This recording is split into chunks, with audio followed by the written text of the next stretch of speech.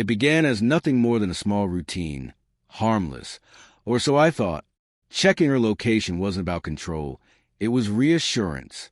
Love, to me, meant making sure she was safe. That's what I believed.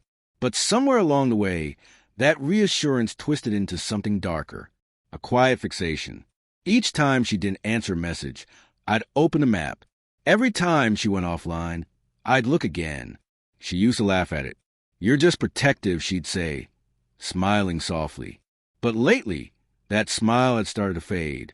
Then one night, sitting in the car outside her apartment, she turned to me and said, "You need to stop checking my location.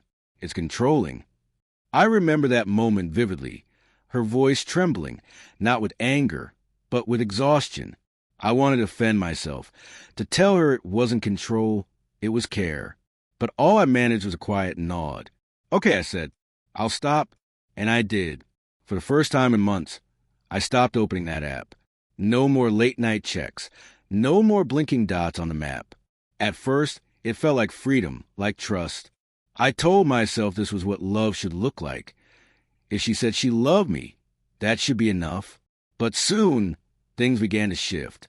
Missed calls, delayed replies, a silence that didn't feel peaceful.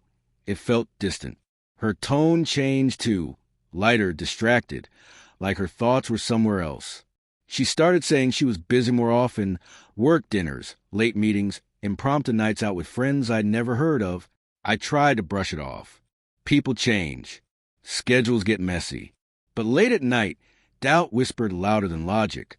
Then one Friday, she texted, heading out with coworkers. "Don't wait up." Something about those words unsettled me. Instinct told me to check, to know. My thumb hovered over the location app, but I stopped. This was my test. She had asked for trust, and I owed her that. So I locked my phone, lay back, and stared at the ceiling. Hours slipped by. Around 2 a.m., I finally drifted asleep. The next morning, she sent a photo. Brunch with friends, sunlight, mimosas, bright smiles. But something in my gut twisted. I noticed the small things. Her hair styled differently.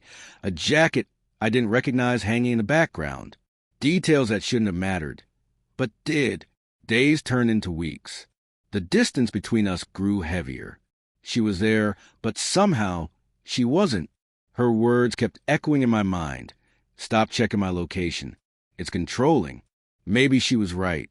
Or maybe she just didn't want me to see where she really was. 2 weeks later, it happened. A friend, someone completely unaware of what was going on, sent me a photo from a rooftop bar. "Thought I saw your girl here," he wrote casually. The picture was a little blurry, but clear enough. She was there, leaning in close to a man I'd never seen before, laughing, her hand resting on his arm like it belonged there. I didn't confront her right away. That night, I sat in my car outside her apartment, staring at that photo. My chest felt tight, my hands numb. I could open that app again, I thought. I could see exactly where she was. But what difference would it make? The truth doesn't need tracking. It finds you on its own. When I saw her the next day, I didn't ask questions.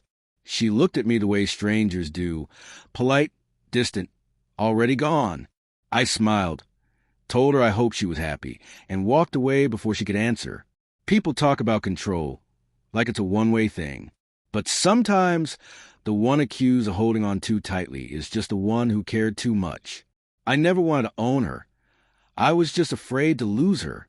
Turns out, she'd been gone for a while. I just hadn't stopped looking long enough to see it. And when I finally did, it was already too late.